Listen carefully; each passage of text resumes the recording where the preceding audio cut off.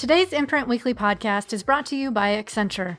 Change is afoot in child welfare. Change that means agencies focus on results for children and keep far more of them safe at home with their own families. Accenture's child welfare team is leading the way in the effort to ensure technology does its part in that success story.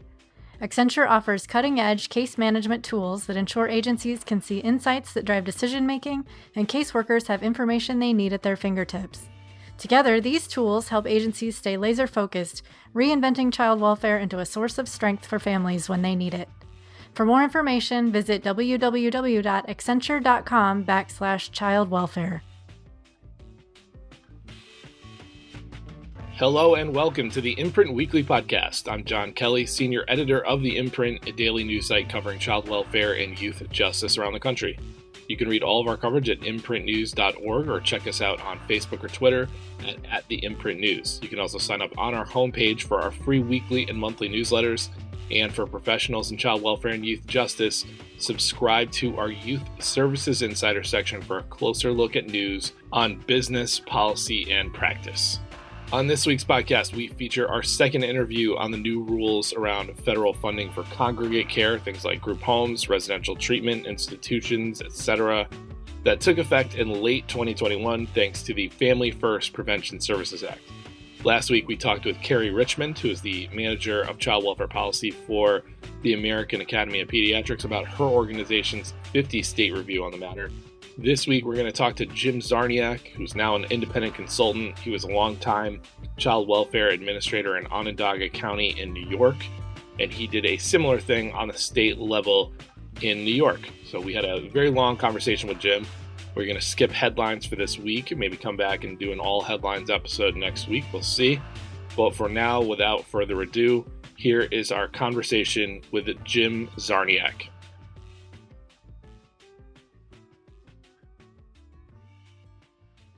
We are joined today by Jim Czarniak, now doing his own thing with JCZ Consults, but a longtime youth services leader in Onondaga County. For you non-NYers, that is Syracuse. We're going to talk family first and congregate care. We did that earlier in the episode on a national level. Jim led a recent assessment of the same thing on a local level and was nice enough to run through some of the findings from New York with us. So Jim, thanks for joining us on the Imprint Weekly Podcast. Great to be here. It's such a pleasure to talk about a very important subject. So thank you. Indeed. So before we get to that very important subject, let's get these guys to know a little something about you. You got to give me one favorite or more movie, TV show, book, musical group, or sports team. Jim, what do you got? I'll go sports team. Obviously, I'm a huge Syracuse University basketball fan. Sad news with Coach Boeheim leaving after my entire life. I do not know anything other than Coach Boeheim running the Syracuse Orange. So wow, that's insane. That is true. He's been there 47 years, something like that. Yep. And I just turned 46. So I'm 47, actually. Just it's amazing. So, and our 20th anniversary of our national championship in 2003. So yeah, definitely Syracuse Orange all the way. Jim, you were the deputy commissioner of the county's child welfare system in Onondaga. Am I saying Onondaga right? Onondaga.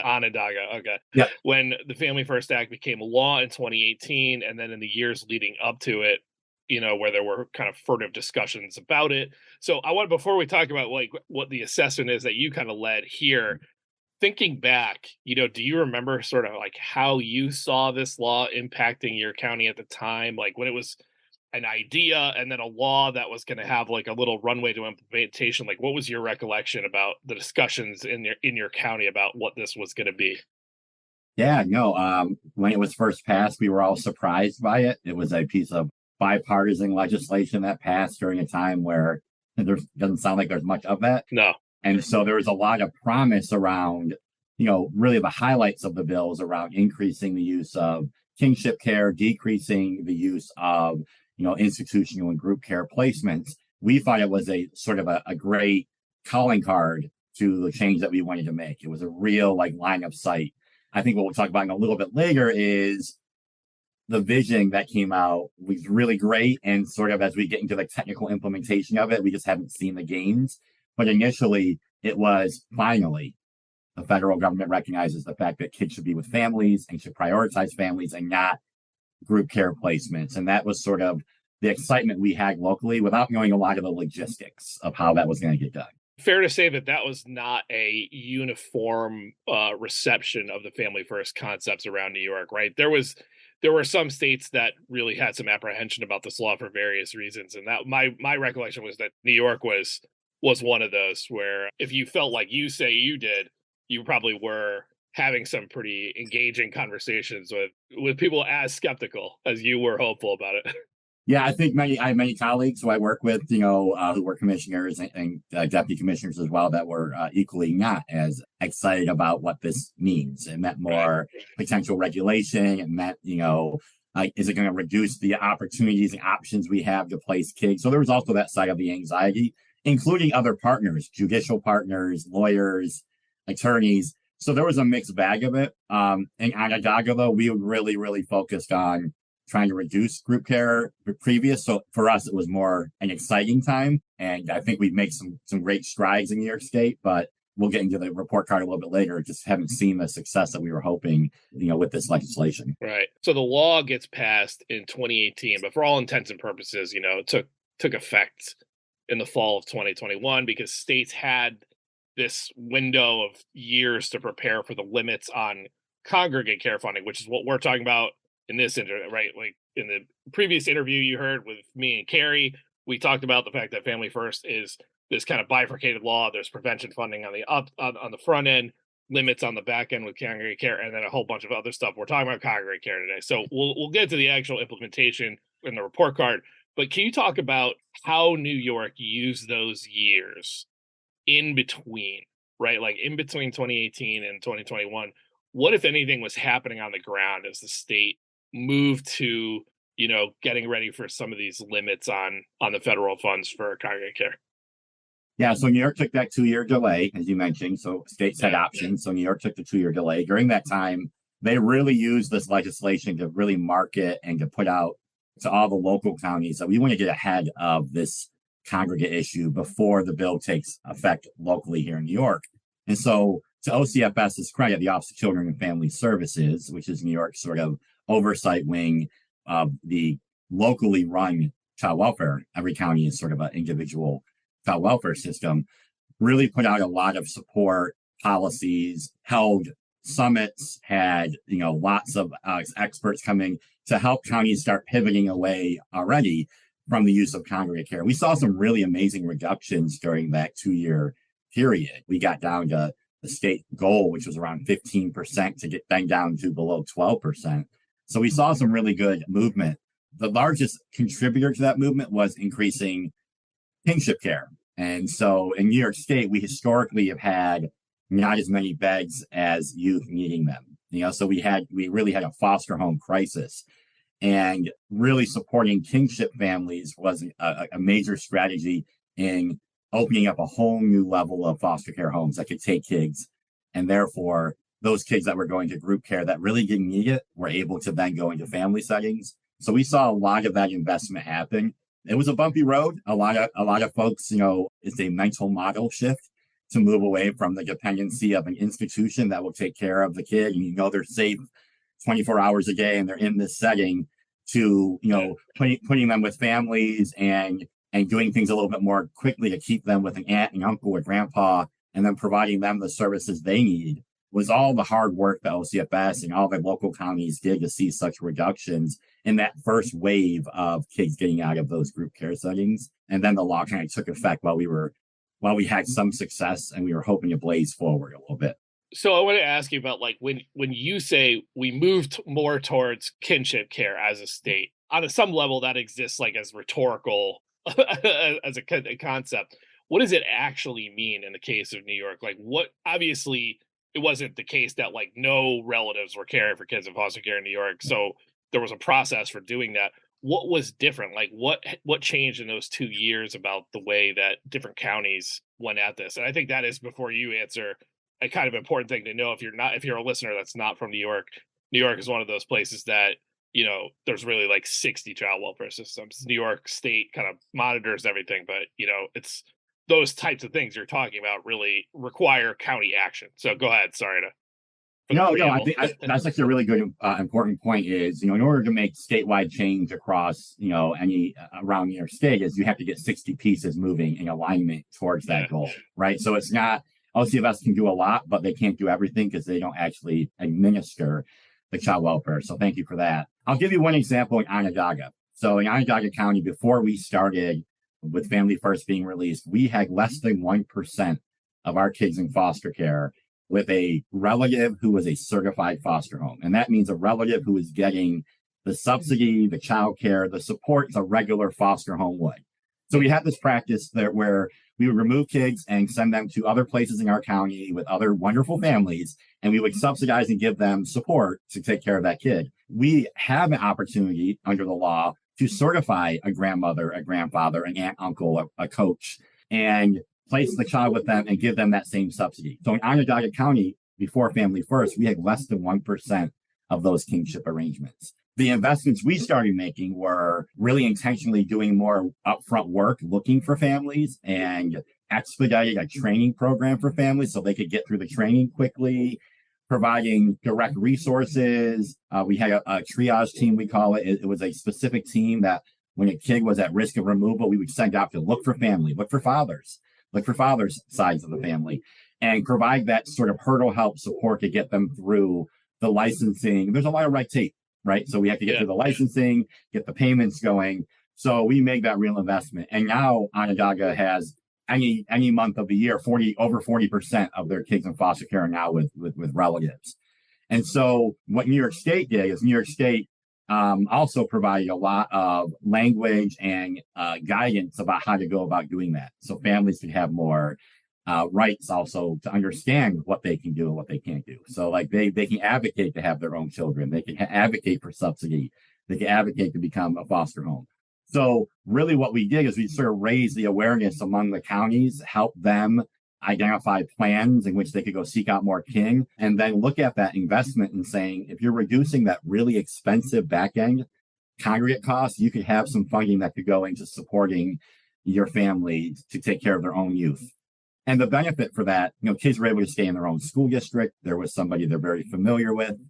Many of them have increased chances to visit with their family members because they're with family. A lot of those cultural things stay in place. So once we started doing it, it really took off. And then we obviously hit a pandemic, which sort of impacted that momentum a little bit. And we can talk about that with the report too. But those are some of the changes that were made in New York to really support, getting kids with their families and really focusing on reducing the number of kids that are in foster care especially congregate care, because we don't have any beds. That's the thing that's most sad about this whole problem is so many kids are in these settings in group care because we can't find a bed. It's not because they need the types of services they provide, it's because we just need a place for them to be. And so this kingship work was really important to open up those foster homes now to take those types of kids. And that was sort of the lovely relationship we saw and the progress we saw across the state. No need for a long answer on this one, but I am interested with the kinship care and doing a better job on finding family and kind of exploring all the options.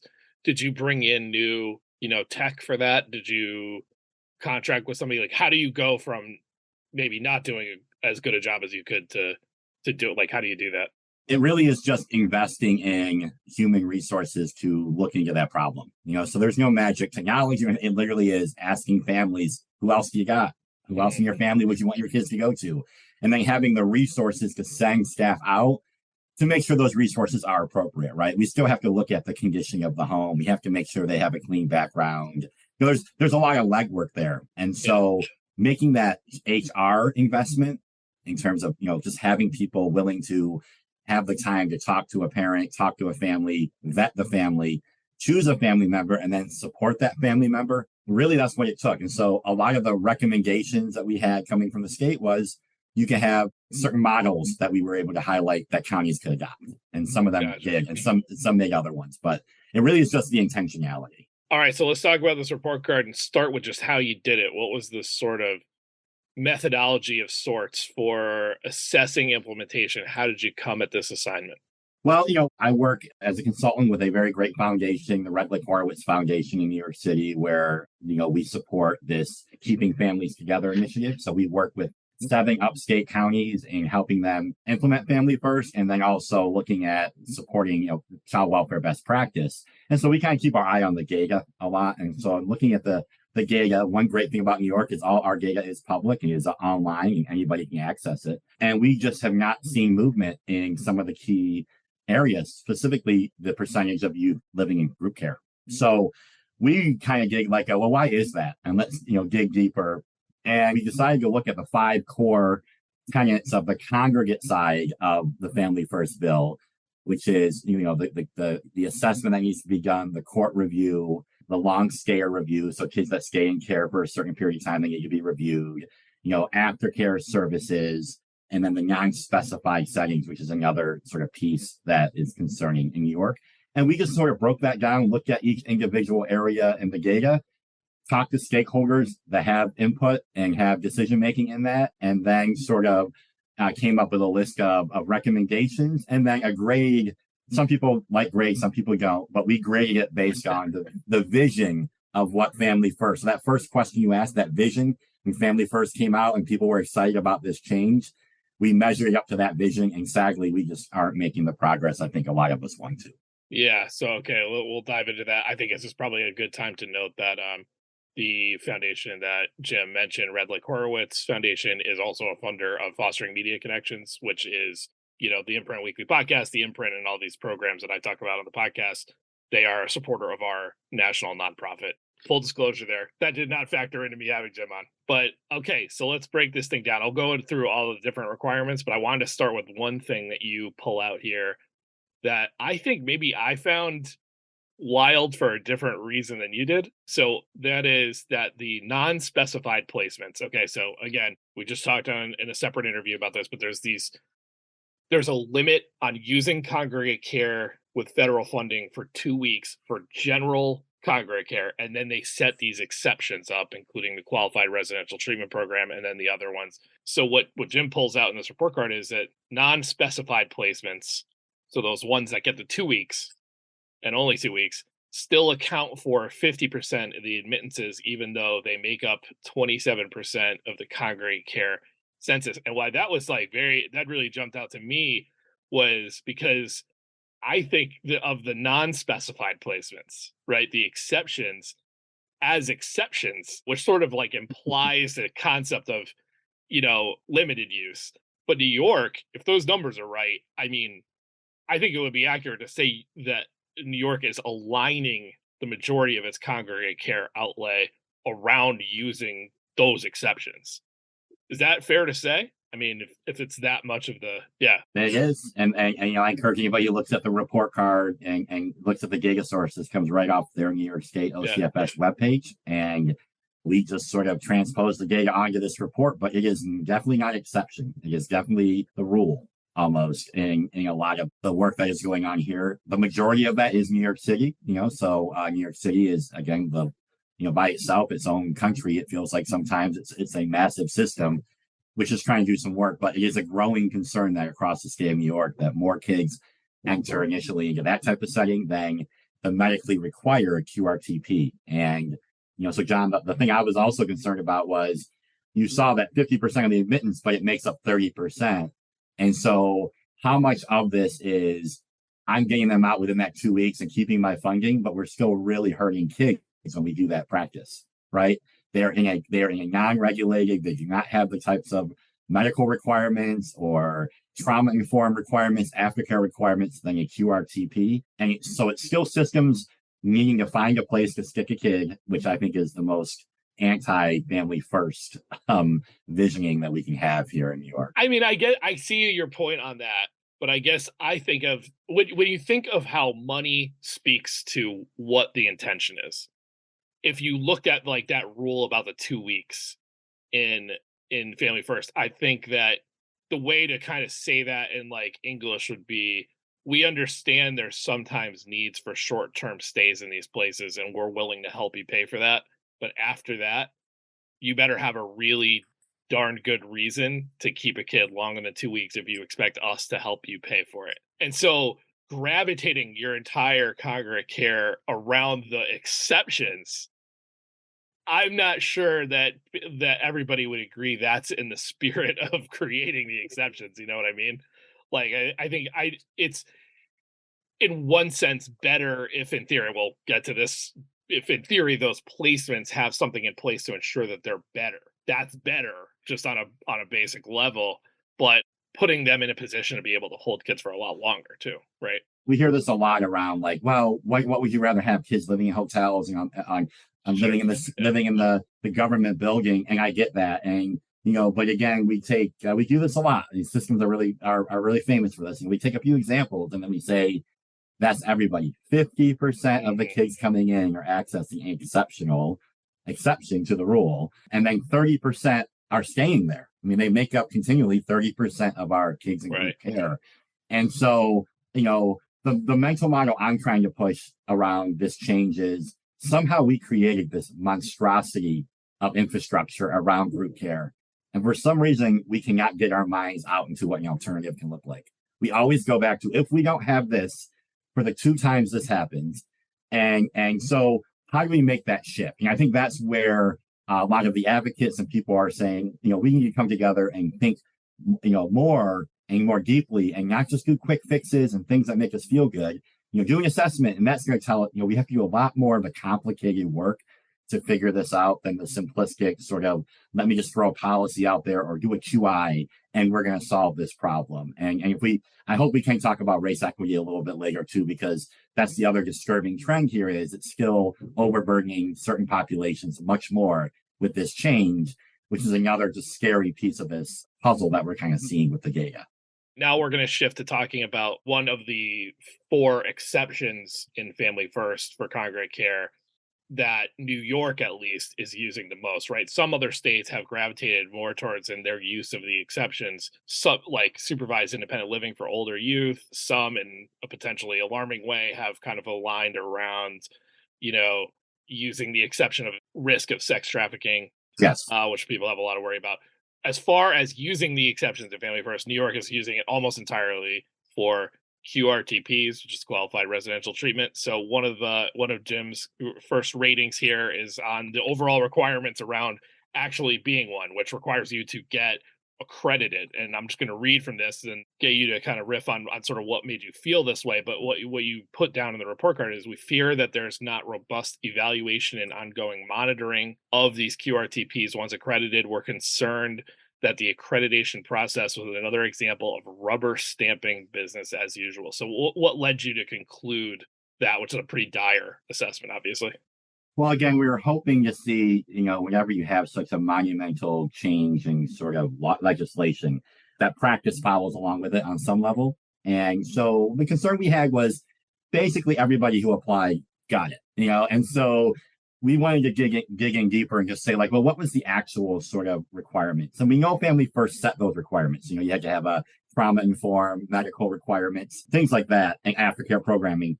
And we knew that we were also sort of trying to get these things done. And I think this is what happens whenever we have government and legislation do this. So we feel like it really was, 154 QRTPs, and then every QRTP that didn't make it became a non-specified setting. And so we didn't see any shrinking of the system or shrinking of the capacity, or really an increase in at least that's not been available. We'd love to hear from OCFS, an increase of really what that standard is. So we didn't see more hiring in the facilities. We didn't see some of the things that you would hope to see if you were getting through to this level of being a qualified residential treatment facility. So wait, did I hear you right though? In that, are you saying that every provider that sought to become a QRTP accredited program got that? Well, we have 154 approved QRTPs in the state of New York, and then we have our exceptions, which are also there. We did not see a significant decrease in the overall number from free Family First. Okay, wait, now I'm confused, because there wasn't really QRTP before Family First. So what? Just the number of agencies, right? So the number of agencies. I see. Sorry about that. I'm being a little. So the number of agencies fully, if you add it up before, how many? Because they still have to be OCFS certified beforehand. Yeah. And then post Family First, if you added up the non-specifieds plus the QRTP, we didn't see a lot of change there. And again, that might come that's fine. So we were worried about, we were just getting through the process of getting them on board and not really looking at the quality of the program. And we were just saying, let's get them through this requirement. And that was the concern that we had. And again, OCFS has many things they're building on, I'm sure, and the agencies, but it felt like a rushed process to get people through the door, and not many people were rejected to say, you're not good enough to meet this new standard. It's just something like we would like to dig in more, and therefore the grade that we gave them was, that C+, saying that we were hoping they could do better. Spoiler alert, that's the best it gets. That's the best grade that is on this report card. So let's go to the next one. This is qualified individual assessments, which you gave the state a C on. So under this law, somebody has to actually assess the need for the use of a QRTP, which is supposed to be, at least on paper, this setting that's for a more acute need, generally of the health of a person, of a child, as opposed to staying with family or foster homes. So I think the intent of that in the law was to have somebody that was like kind of an independent arbitrator sort of make a call for the courts to use. Your notes in this suggest maybe, if I was kind of reading it right, that maybe that independent wasn't so strong. And so what did you guys come up with there? What made you give them a C on this? So I think you mentioned, this is really about who is actually interviewing the youth, looking at the records, talking to all the providers who are involved in this case to really meet that necessity, and also performing the CANS, which is an assessment tool that has been launched out. And so one thing that we saw that was interesting is, and I just want to make sure we do the interplay. Remember, we have a lot of kids sitting in non-specified settings. So who moves on to the QRTP, who goes home, who stays there is all sort of intertwined in this. But the real important piece of this job is to be, like you said, sort of independent in the assessment that goes to the court, the lawyers, the county, to recommend whether they meet this standard. To our surprise, I was actually very surprised by this. Only 5% of all the assessments across the state that have been completed at the time of this report card disagreed with the QRTP placement. And again, I come from a place of running a system in New York and sort of knowing we're good, we're not that good. To have a 5%. We got it nailed at that rate. One thing that we are very concerned about, though, is the independent nature of the person doing this assessment. We currently allow, folks who work in the county, who have previously worked in child welfare, even worked for that entity if they were retired, to do those assessments. And I'm not saying there's any impropriety, because we haven't dug into it, but just any sort of, it just gives you a feeling that there could be a conflict of interest for folks who have that mindset around, what does this mean for the county? Can I push the county enough? Can I actually say, is it going to hurt the county? And so one of our recommendations is, we really should eliminate the ability for people who have worked in this space, especially with the county specifically, or held a job in the county currently that has anything to do with knowing the financial implications of those decisions, that they should be barred from being QI assessors. I just want to make sure people got that point. What he was saying there, to correct me if I'm wrong, Jim, is of all the times so far, and admittedly, we're like a year and a half. This is not a long window, but it's good to assess it early here. Of all the assessments that have been done, 95% said that the place that was trying to argue for the youth to be in this setting, in this congregate setting, where they're going to be able to get federal funding for a lot longer than 2 weeks, potentially, 95% of the time they agreed with the sender of that kid, right? Similar finding on the next one. This is court's use of those assessments. So we described what the assessment does.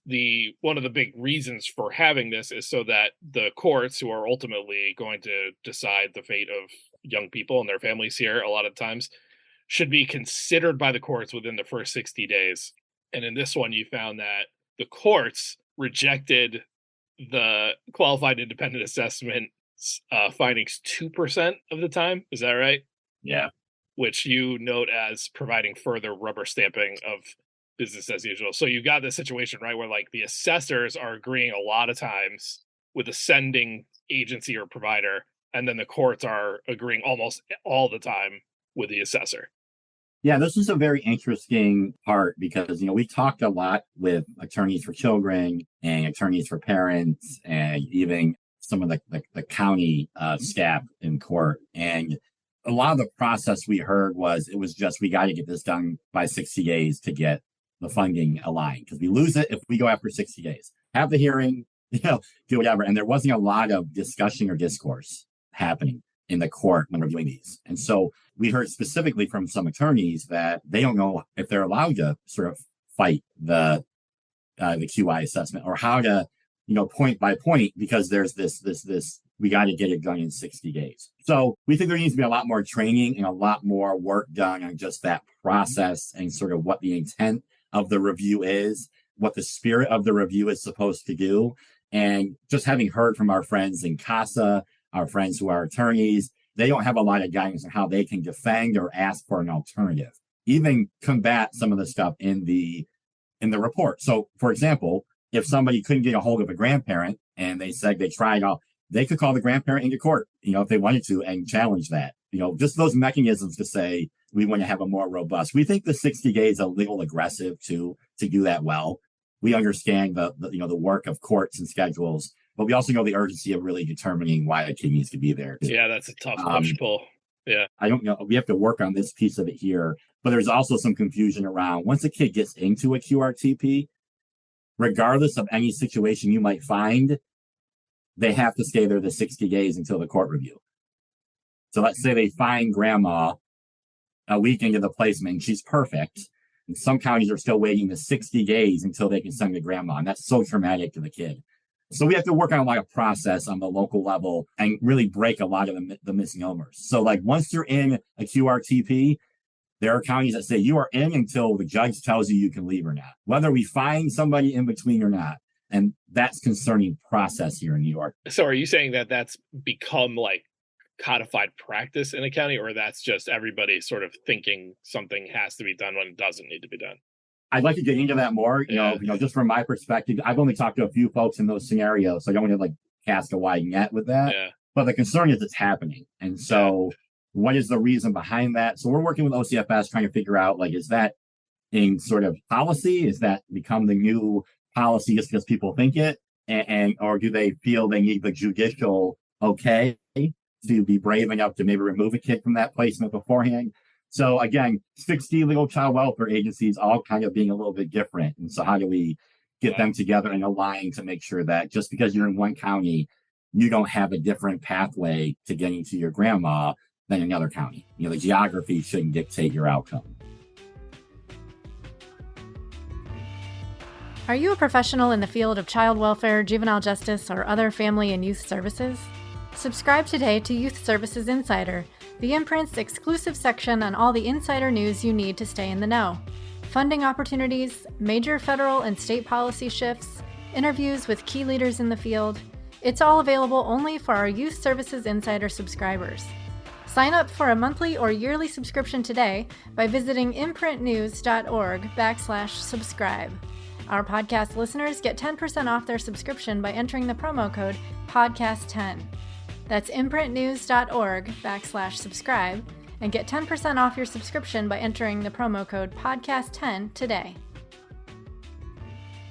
Okay, this one can be quick because I think it's mostly just sort of like jury's still out because it hasn't been that long. But long stay reviews, generally there's what we've been talking about, which is the 60-day assessment. They're supposed to be periodic. I think at 90 days. You got to go. You basically, if you want to keep a kid for a while in a QRTP, you got to keep going to court and keep making the case. They can't just let it go. And then at the 12-month mark, I think that actually the head of the state office has to sign something saying we agree that this child needs to be here longer than a year, right? So you gave him a C- on this so far, with a sense that this has happened quite a lot.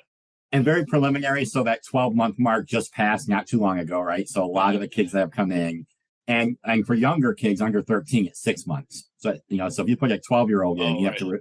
It's 6 months, and if it's older, it's 12 months. So we just don't have enough statistical data to really make a formidable, conclusion, other than the early data coming in has not been promising with how many kids have been maintained in their QRTP, and those lengths of stay are not happening. It kind of buddies with the next area about aftercare, we're seeing that obviously with really, really robust, good aftercare, you're going to say yes to those reviews and let kids go home or go to another setting if those services. So they kind of come together, the long stay review and the aftercare, which is next, they kind of come together. But we give it a C- right now because the early data is not well. We know they're putting in practice. So we definitely want to look at this in a longer stretch, probably at the 2-year mark, and see where they are then. Sure. Yeah, makes sense. Okay, so as he alluded to, Jim, the last criteria that you graded on was aftercare services, and this was a big part of the law, was basically saying, like, not only does a QRTP need to have, a somewhat clinical trauma-informed setting, you gotta have, a nursing staff on demand, at least if they're not there, and other things. You also have to be like working pretty furtively to, engage family on what's coming next, make sure that things are going well, in a home after a youth has left the QRTP. So this is a D, the worst grade on here. And why do they get a D? It seemed like mostly it's just not existent in the state, which makes you wonder how somebody got accredited. It's definitely not robust enough, Yeah. and there's a lot of confusion about what the programs actually are. We're looking to get more details on specifically what their models are for aftercare. Hearing from a lot of folks, they just aren't seeing it on the ground. And I want to preface this whole report card on knowing that we're facing some monumental challenges as a child welfare system, period. And we know staff recruitment, retention, funding, all of these law changes. We're still coming out of a pandemic. There's still a lot of families that require some sort of support and youth. And so I think this one is also talking to a couple of the agencies, getting their funding correct. So we're looking for the right rate to support a robust aftercare program. And so, that's sort of what you get this grade, which is we just haven't really supported this part of the service set, which is having impact on the rest of it. I think aftercare without that is going to keep kids in there longer and also have kids struggle while they're there because, aftercare is sort of the way to say they're working on me getting out of here. It keeps you motivated. It keeps families engaged, knowing that they're supposed to be, getting their child back with some support back in their home. So this is the most, I think, disappointing part of the report card for now, that we really want to invest in more so kids can get out of there. It's supposed to be short-term intervention, but without aftercare services, just like if you were sick, you go home, you get a travel nurse, a home nurse, you get services when you leave the hospital that follow you home or supports. We have to have that for these youth. Otherwise, they'll just stay. Were there, to your knowledge, providers in this space that were already doing, some meaningful work on aftercare, or is this literally something that every single provider who just got accredited as a QRTP had to learn or incorporate in the last year or so? Well, luckily, some of our providers, we had legislation a few years ago, raise the age, where we raised the age of criminal responsibility in New York for youth, and specialized placements that required aftercare components. Though there are a couple that also are in this space, and so I think they learned a lot. So they were not starting from scratch. So this isn't like nobody is doing nothing. That's not the claim here. It's just not robust enough given the fact that we have 150 some odd QRTP placements that were approved. Some are doing very well. A lot of them are struggling, and some of them are really, really having infrastructure problems getting it off the ground to the level that they need to. But there were some great agencies that did really good work with aftercare through Raise the Age and through some of their other specialized programming that are doing better than their counterparts. But again, things like funding and getting the rates done, and OCFS has gotten that done. So I think this is also another evolution. I'm hoping with the investment in this, we'll see better long stay reviews, and we'll see maybe those programs becoming independent to prevent kids from going into those levels of care. And that's why this area is so important. And I know we're not talking about the prevention side of the plan, but that needs to be the next phase, is how do we have services that don't let kids even get to the attention of this level and can stay home in their families. Right.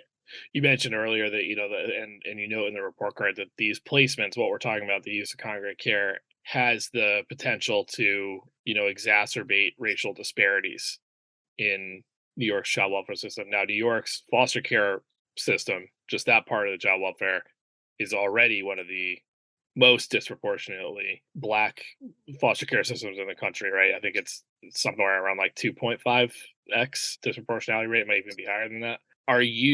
Does the data show a similar disproportionality when you're just talking about congregate care, or is it even worse in congregate care in New York? It gets worse. Yeah. And some of these changes here, as we're digging into it, is like really who is it impacting the most? And as we look at like the non-specified settings, especially, we're seeing that even worsen in that level.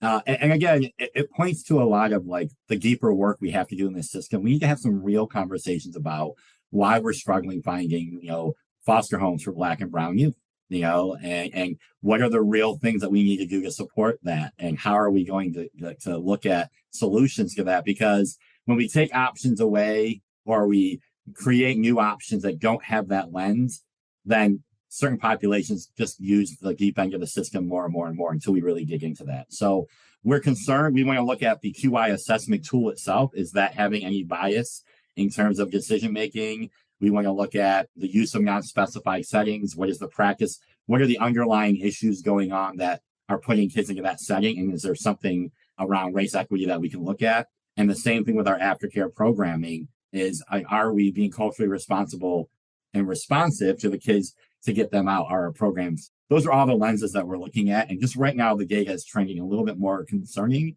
So we just want to dig into those areas so we can get a better full picture and engage some folks who can help us think maybe more creatively on how to address those. So if you had to sum all this up, basically there were some good tailwinds in terms of the system's preparation for Family First. There was a lowering of the use overall of congregate care in favor, to some extent, of kinship care. And we didn't talk about it, but the number you put out there is pretty astonishing. They doubled the percent of kids living, in a kinship care placement that was approved, for foster care support and stuff. That's huge. And then, once this thing took effect, there really hasn't been this continued decline in use.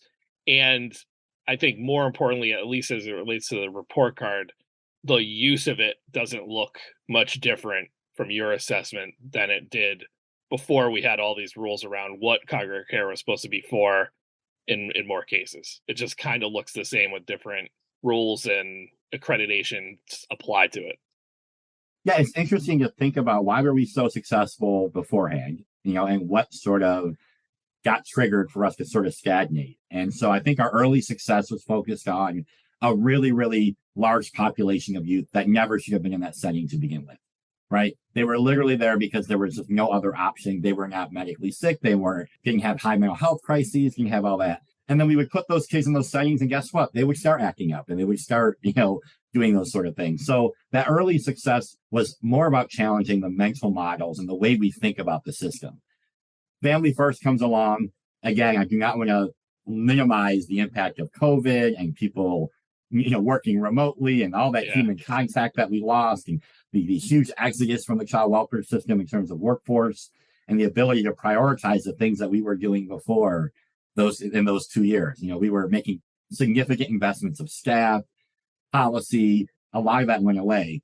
And then secondly, we became very technical in our approach. And so like in child welfare, it's very hard when you have all these technical things you have to do. I have to get a QRTP assessment done. I have to put out a policy about the QI. I have to pick the Q. We became very technical, and we sort of lost some of the why. We became very checklist oriented. And this is what legislation does sometimes, right? The QI is going to fix our race problem in child welfare. It is not. A qualified assessment is not going to do that. So we can't just focus on that as the tool, but we have to expand that. And so the learning of this report card, and we did a webinar also, and we encouraged people to look at the tool we sent out with it, which was have these conversations back in your jurisdiction. Like you said, we're 60 child welfare agencies. What's going on? This isn't a magic wand for every county to have these problems, and it's not fair for me to project this onto the whole. Every county has a contribution to make to these outcomes. We want people to have conversations. We want them to look at their own data. We want them to look at why it's happening the way it does so they can promote change within their jurisdiction or how the work is done. And then to encourage OCFS on a larger platform to move and listen to the counties, to put the pieces in place that allow us to have these more complex conversations. And I hope learn from mistakes and make changes. And so our recommendations at the end of this report are things I know OCFS is working on, some things we want to push them to do quicker, some things they aren't thinking of, is to really start the complex conversations to make this change happen. It's the people in the space, it's the communities who we have to work with, it's the agencies that will make this change, not a policy or a QI. We have to go beyond those sort of things to really make a change of why we don't think kids should grow up in facilities until they're in college. That's the first placement they should go to, is a dorm room in college, Well not 10 years old. Well said. Well, so I think here's the stakes in regard to two of the recommendations that jumped out to me, because there are a bunch, and this goes without saying, I will put this report card in the show notes. Hopefully, Jim, shoot me some places people can go if they actually want to look at some of the data you're talking about, because it is notable that New York does actually have some available for people, more so than other states. But you throw out there two recommendations. One, that basically the state should just kind of ban non-QRTP options in congregate care for kids 12 and under, which was kind of interesting in that, before the discussions on the federal level about limiting federal support for congregate care well predated Family First, and the earlier ideas was around basically that type of thing, like draw a line in the sand at 13 and just say, you can't use this at all, instead of what we ended up with the 2 weeks and stuff like that. And then the other one was disallow state funds for non-specified settings. Basically, that is pushing the federal concept down to the counties. It's basically the state saying, look, if you are gung-ho about your non-specified settings for group care, go ahead and pay for them yourself. We're not in that business anymore. And I think all of that is kind of to what we were talking about earlier. You're kind of promoting this concept, and I'm not saying it's a bad one, of really sort of aligning the use of congregate care entirely around exceptional use for medical need, which, if it actually happens, is a huge win. But if, as you're describing QRTPs today as largely a rubber stamp process, all that accomplishes is taking away the risk of losing the federal money quick. You know what I mean? It's like you change these things to get to something that on paper would be a win. Then comes the hard work of actually making QRTP mean anything different than what the non-specified settings are. As any of what I just said made sense. Yeah, well, I think that the challenge is we always know those exceptional stories about the kids sleeping in the hallway of a government building or living out of a hotel, and so you're paying something for that anyway. And so if you ever had to use funding to put a kid into a QRTP and just have it come out of your local tax levy, then you would do that anyway. You would be paying 3 staff to watch a kid in your building or renting a hotel room. I think the bigger piece of this for me is, one is, we shouldn't have any financial support of keeping kids under 12 in those types of settings. If you've ever seen a baby get changed in one of these settings, like I have when I was running a county department, it just goes against the real nature of the work that we're trying to do. Mm-hmm. I will say, and there is a bill that we are working on to eliminate the use of non-QRTP settings for kids under 12. But I think the issue is do you give enough on-ramp time to really, really dig in to create the new alternative? So we would never propose snap the finger this day, 2-year runway of implementation to really then get into what is the new type of placement. Is it a small house that is paid with professional parents that you pay who are on call to take babies and are very highly trained? We have a lot of nurses who are now out of the nursing game, who are looking to maybe they can take higher needs.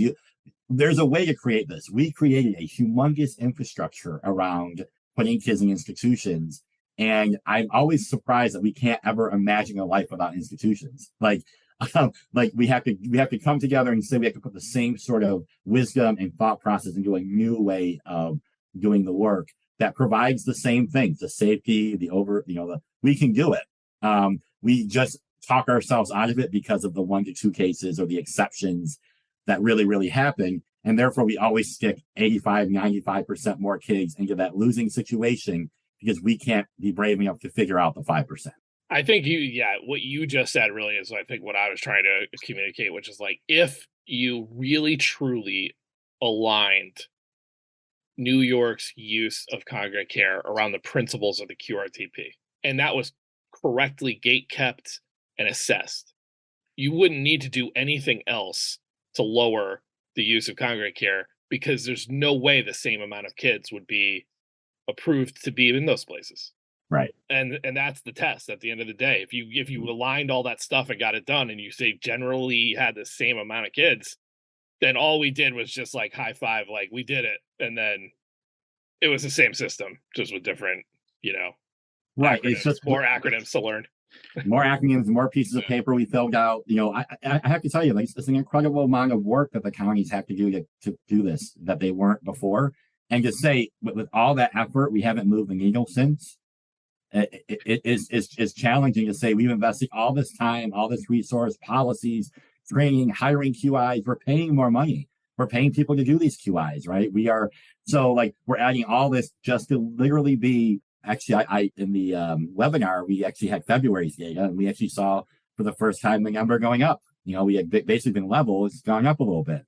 And the number of kids in congregate care? The percentage of kids, living in congregate care. And so that does raise some concerns about, like, are we just really being bureaucratic in our approach? And are we really missing out on, I find it very funny that we look at the tremendous gains we made, free family first, without all of these requirements. Like, we made all those gains.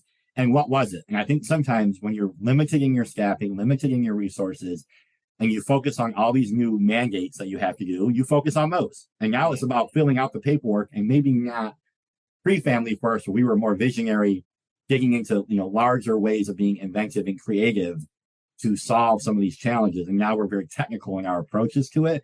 And systems love to get technical. They love to say, this little form here tells me this kid has to go there. And the judge is going to say, well, I'm not going to go against the form. And the counties are going to go, well, I'm not going to go against this assessment, because if something happens, then it's my butt, right?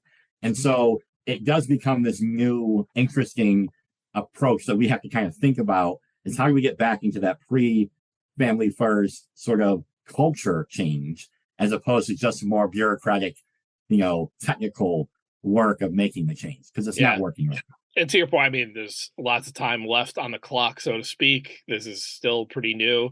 I do think it's important and a good thing in general that, AAP took this kind of interest in the early implementation on the national level, and you guys dug in, because I do think it's helpful.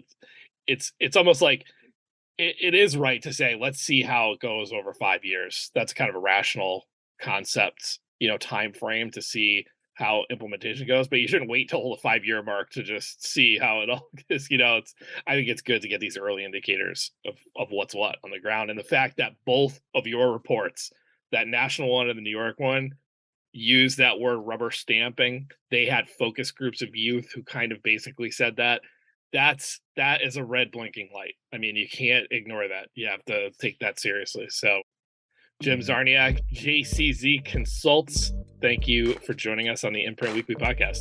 Been great. Thank you so much.